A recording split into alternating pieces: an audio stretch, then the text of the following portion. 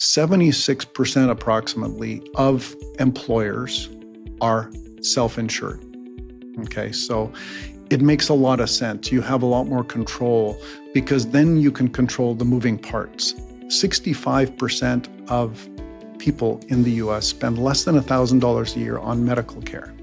But often these plans are punitive towards those that don't. The bottom line is, if you wouldn't put your own family on your plan, then you've already lost. This episode of The Benefit Whisperer is brought to you by Route 3 Insurance and Financial Services, where smarter benefits begin. If you're tired of rising healthcare costs and opaque insurance contracts, Route 3 is here to help you take control. They specialize in transparent, employer-driven benefit strategies that protect your people and your bottom line. Ready to break away from the status quo? Visit www.fixmybenefitsnow.com and discover how Route 3 can help you build a plan that actually works for your team and for your budget. And welcome to the Benefit Whisperer, the podcast hosted by Ralph Weber. Ralph, my friend, it feels like an eternity since I've seen you last. I hope you've been well. Yes, Bill, thank you. It has been a while. I have been well. Thanks for asking. How about you? How have you been doing? Good. We've finally entered into summertime up here in the Northeast, and it has come with some stormy consequences, but we're all making it through. So, yeah. But I'm intrigued by what you're talking about today, Ralph. And rather than me try to characterize it, lay this out for us. What's on the table for us today? Okay, so more and more CFOs, CEOs, CHROs of companies are being held to their fiduciary duty. So we've seen some lawsuits against some PBMs, and a PBM, by the way, is a pharmacy benefit manager. Yes. So the big insurance companies like Blue Cross, Cigna, Aetna, Cigna, for example, owns a PBM called Express Scripts. Okay, and Aetna owns, actually, CVS Caremark owns Aetna. So they fit together. And interestingly enough, Bill, Cigna was their annual sales. I looked this up the other day. I think it was in 2018. Their annual sales were something like 47 billion or something like that. 53 maybe. It was right around the 50 mark.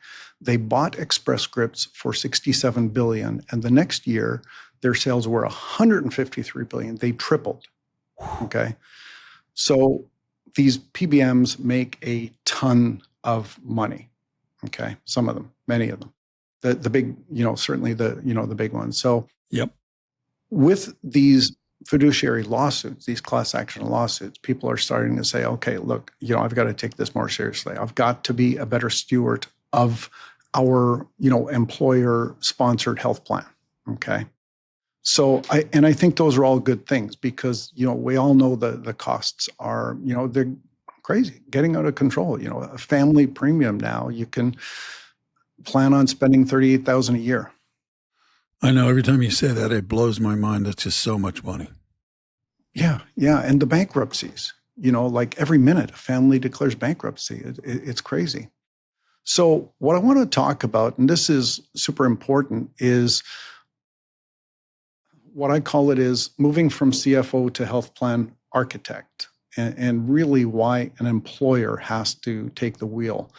Traditionally, it was the job of HR and still HR plays a huge part, don't get me wrong.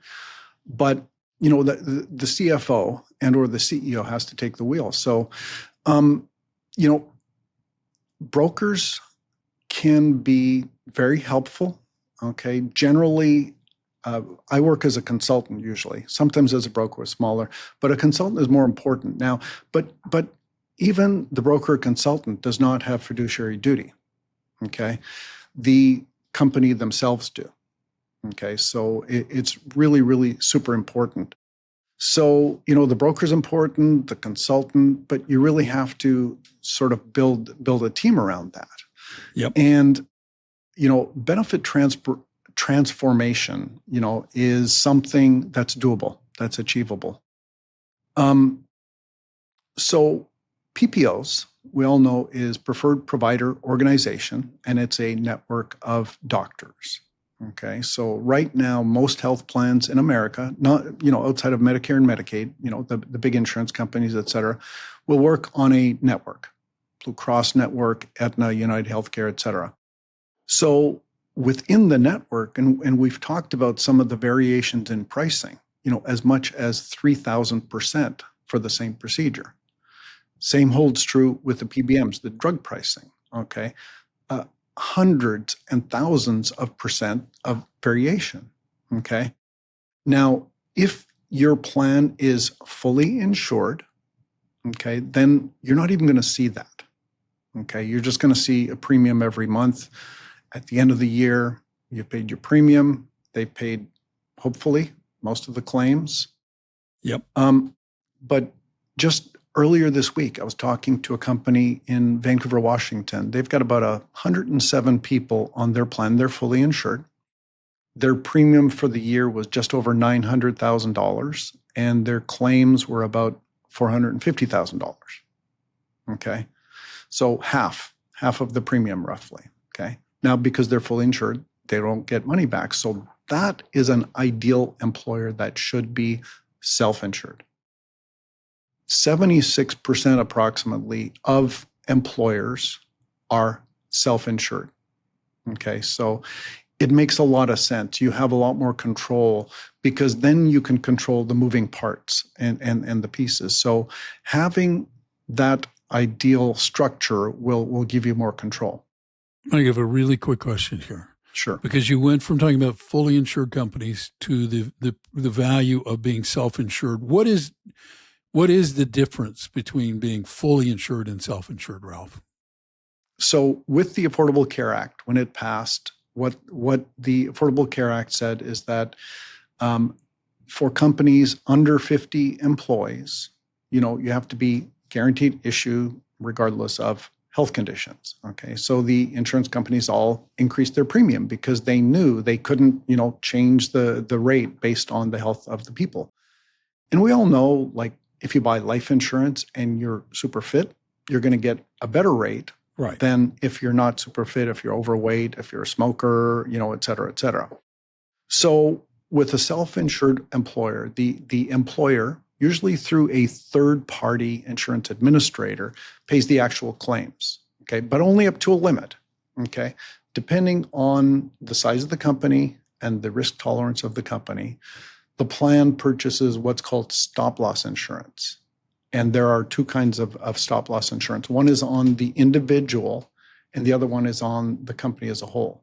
Okay, so the stop-loss protects the plan assets, which is the claims fund.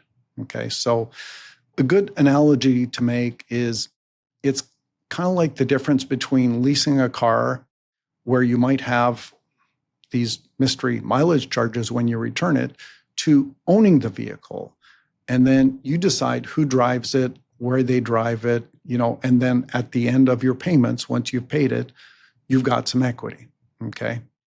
So self-insurance, the same thing. Okay. Now, once in a while, your claims are really high, and that's going to happen. Okay. But most of the time, your claims are going to be less than predicted, and you're going to have some equity left in the plan. So that's, I think, at a high level, that's really the most important, difference between self-insured and fully insured plans. Okay. So in the example you talked about, the company spending $900,000 in payments, and they only had $450,000 in claims. Mm-hmm.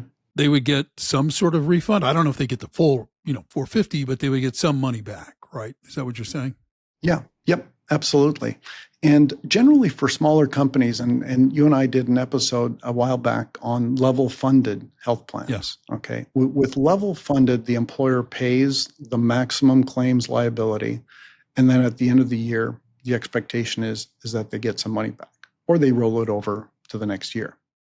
Some larger employers don't fund their claims in advance. They just pay the fixed fees and the stop loss premium. And then as the claims come in, they pay those.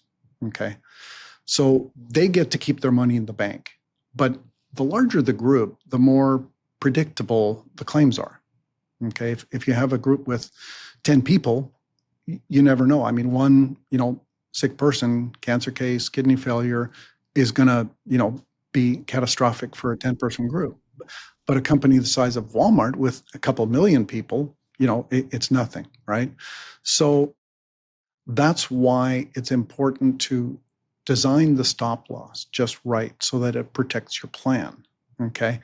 So a lot of people, when they hear self-insured, they get really scared. Like what does that mean? Exactly.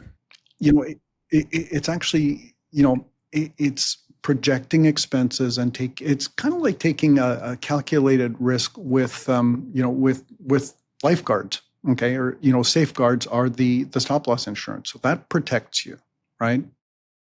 And like I said, most of the times your claims are lower. So a lot of people think that self-insurance is just for large companies, like Xerox and 3M and Boeing and, Walmart and stuff. But that's absolutely not the case. Since the ACA passed, there's been a lot of innovating in the stop loss space. Interesting. We've got products that will be a self-insured product for as few as 5 people. Okay. So these kinds of plans are designed to save you money, give you more control. So let's talk about that example that I talked about earlier, 900,000. They had one claim for $131,000 for hernia repair. Okay. Now, that's ridiculous for hernia repair. That's crazy. I was going to ask. Yeah. No, we often get a cash price, if the patient pays at the time of service of about $5,000. The average insurance price is 27 grand. So 131 is crazy. Okay. Now in a self-funded plan, that wouldn't have happened because they would have had plan oversight onto this. Gotcha. I've talked to you a couple of times about Milton Friedman, right? And what he said about there's 2 kinds of money, your money and my money. Yours and mine. Yeah, exactly. If you have a fully insured plan, you're spending their money, meaning, the insurance companies. If you're self-insured, you're spending our money. And when you communicate with your employees at the time of enrollment, you say, hey, listen, guys, we're all pooling this together. So Bill's premiums are going to pay for my colonoscopy. My premiums are going to pay for Bill's glasses, et cetera, et cetera. So we're all putting, it together, and it's important that we control it, okay, and keep it sustainable. The contract is important, as well. You have to make sure that the contract wording is right. So initially, when you set it up, it takes some investment and time, but it's generally, it's always going to be worth it in the end. Yeah. I mean, it just a point of disclosure, I at one point worked for a really large company, and I was aware that we were on a fully self-insured plan. Now we never got this. We never got the spiel from, HR. It's everybody's money kind of deal. But I was aware that we were what was called self-insured. Right. And now it makes sense in the context of what you're talking about. Absolutely. Absolutely. And, as I said, 76% of employers do it, and more small employers are doing it as well. Like every year, if you look at the statistics, the small employers are taking it up more and more. So one of the things that everybody talks about in healthcare is transparency. Okay. Transparency is important. Okay. However, if you have, and I think I've talked about this example, let's say you've got, 2 alternatives for a knee replacement. One's 30,000, one's 90,000. Your maximum out of pocket is, let's say $5,000. So it's both the same to you. And if you just have transparency, a lot of people will pick that $90,000 one thinking it's better quality. Right. Usually it's the exact opposite. Usually there's an inverse correlation between cost and quality. Get out of here, really? So Yeah. Well, think about it, Bill. An experienced doctor can do the same procedure in less time than an inexperienced doctor, right? Oh, true. Same with accountants, lawyers. Okay, makes sense. Now, the hospital gets paid based on time in the operating room, time under anesthesia, nights in the hospital, et cetera. So the longer the procedure takes, the more the hospital gets, but the surgeon generally gets about the same. Same amount of money. Okay. Interesting. Correct. Yeah, yeah. So anyway, having an experienced doctor is often going to save you money. Okay, so that's an important point. Unlike anything else in the economy, yeah. So in a self-insured plan, okay. So number one, in any plan, who owns the data? That's super super important. Okay, if you're self-insured, you the employer own the data. Okay, and there have been legislation passed about this, and there have been lawsuits about that. But you, as the employer, own the data. I don't mean to interrupt you, but what does that mean, you own the data? What data is it that you own? You've paid $900,000 over the year. In terms of premiums, employees have paid a portion of that. You have the right to know, how is that being spent? Okay, like, really, you spent $131,000 on a hernia? Are you crazy? You're spending my money poorly, badly. Okay, so you have the right to look at the claims. How much did you pay for this knee replacement, for this colonoscopy, for this hernia repair? Okay, with a self-insured plan. In Texas, there's even more protection. There's a law called House Bill 2015, which allows you to get periodic reporting, even in a fully insured plan. But in most other states, on a fully insured plan, if you have fewer than 50 people, it's very, very hard to get. So, and it's important because if you're paying, whether you're paying $5,000 a month, $50,000, or $500,000 a month, doesn't matter how much you pay, you have a right to know how the insurance company is spending your money, or the insurance administrator in a self-insured plan. A good, and I kind of consider myself a health plan architect. A good health plan architect will look at the claims. What kind of claims are we having? What's the population? Where are they going? Which providers are giving a good deal, which aren't, and then design the plan around that. 65% of people in the US spend less than $1,000 a year on medical care. Okay. Ooh, okay. But often these plans are punitive towards those that don't. So it's a matter of having really, it was like air traffic control, and I keep going back to that analogy. It's important to have that and to line the incentives of the vendors with the objectives of the plan. Okay. Making sure, often if your plan is complex, you need more handholding, you need more concierge service. Okay. So it might cost more to administer it, but at the end of the day, the savings are greater. Okay. Yeah. So, you need to look at your claims, compare the outcomes. Okay. We paid $131,000 for this hernia repair. How was the outcome? Right. So to make sure that you're using, quality vendors. So the bottom line is, if you wouldn't put your own family on your plan, then you've already lost. And a lot of employers are picking plans that, frankly, they wouldn't. So it's super important. Healthcare architect. Let's explore that for a second, because is that the second title a CFO often wears right now? Is that fall to them? Absolutely. So that would be why they're being targeted in these fiduciary lawsuits. I assume the lawsuits are initiated by investors who are going, "Hey, what are we doing with the money?" Well, the three PBM lawsuits, the pharmacy benefit manager ones, are class action from former employees, alleging that, hey, Bill, Bill Tucker Enterprises with 10,000 employees, I paid $300 a month premium towards my premium, and you hired a vendor that paid way too much for this drug or this hernia repair or whatever, right? So you have a duty to, a fiduciary duty as CFO or CEO to make sure that you have quality vendors, okay? That and by vendors I mean providers, hospitals, drug companies, et cetera. No, I understand. Yep. I understand. So there's a myth, a complexity myth, I mean, how many times have you heard, but healthcare is different? Enough times where I could be on an island having drinks right now. As a matter of fact, if I got paid for it. Oh, exactly.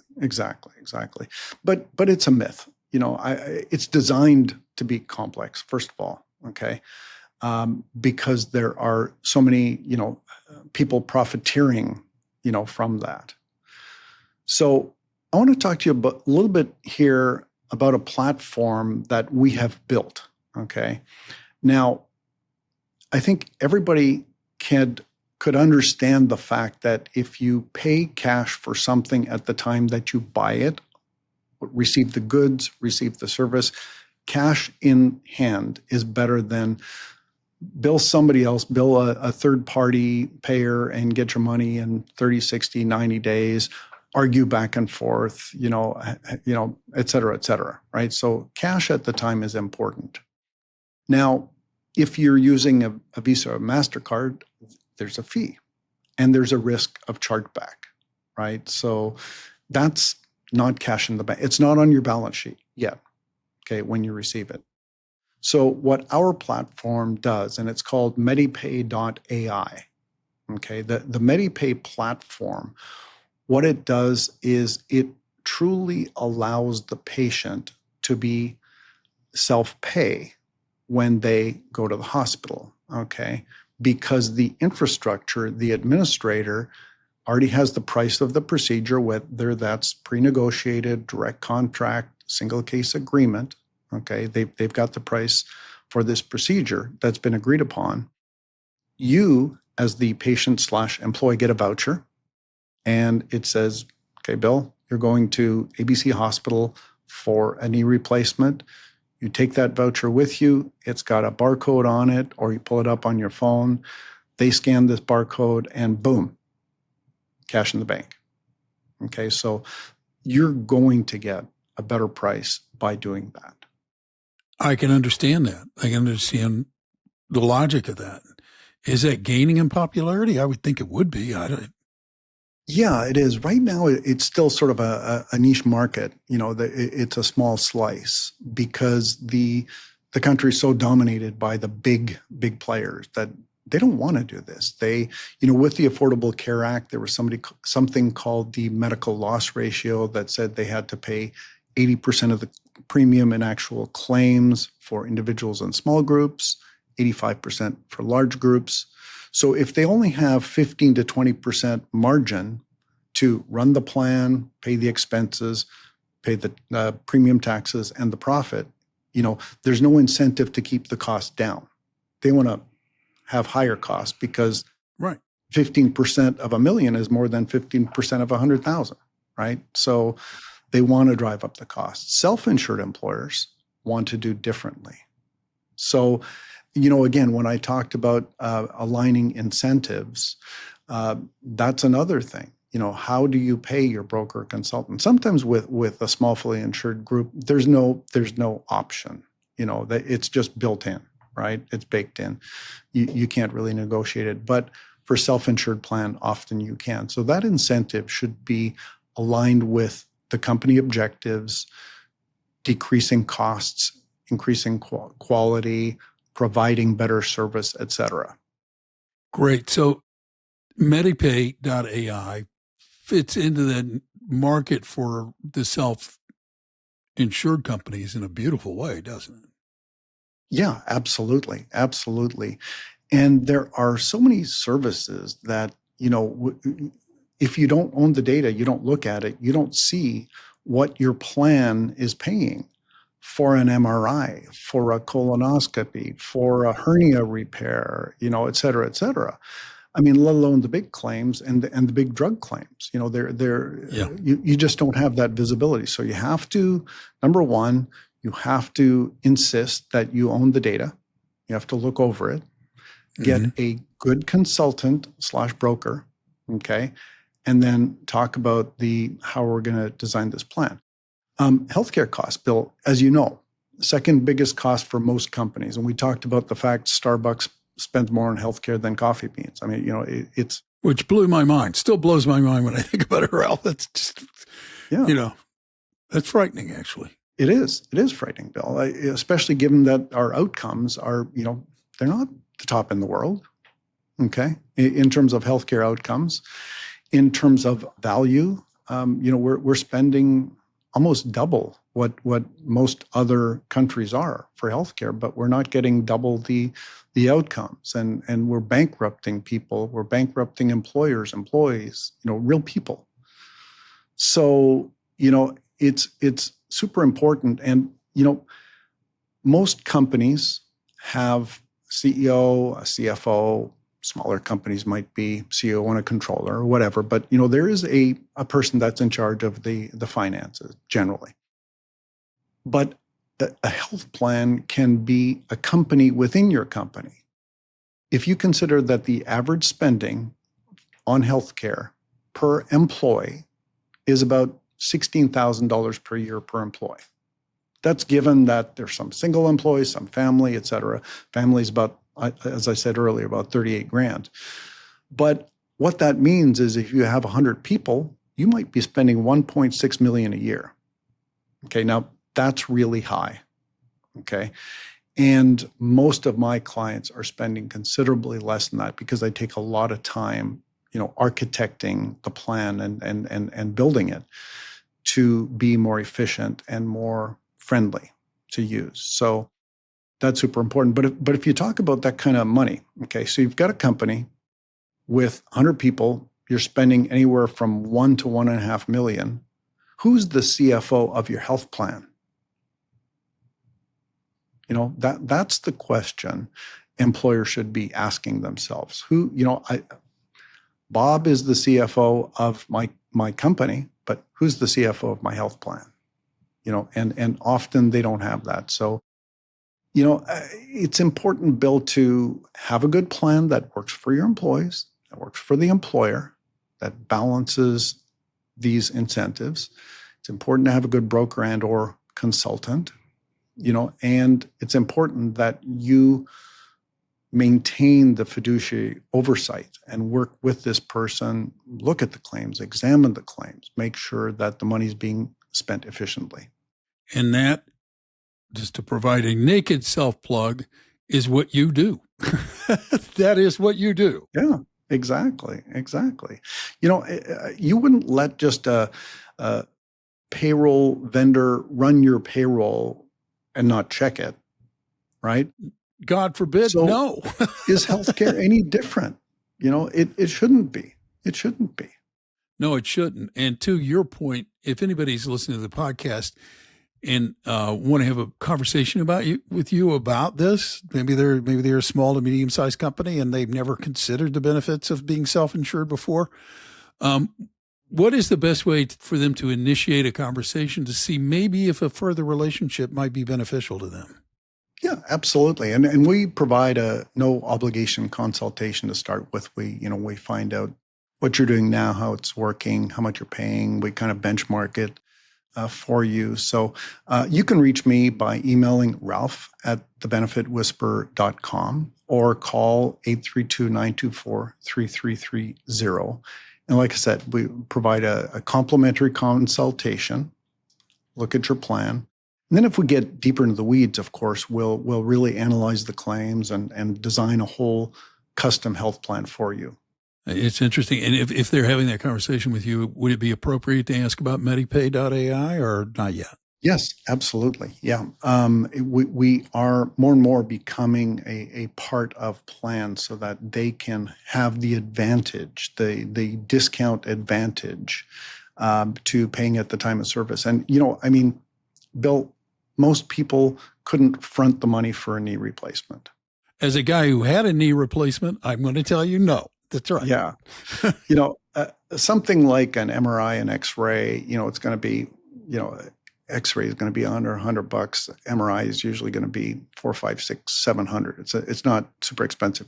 A lot of people can do that. A lot can't, but a lot of people can do that. But when you're talking about 20 grand plus for a knee replacement, and of course the build price is often going to be 84 grand. Okay.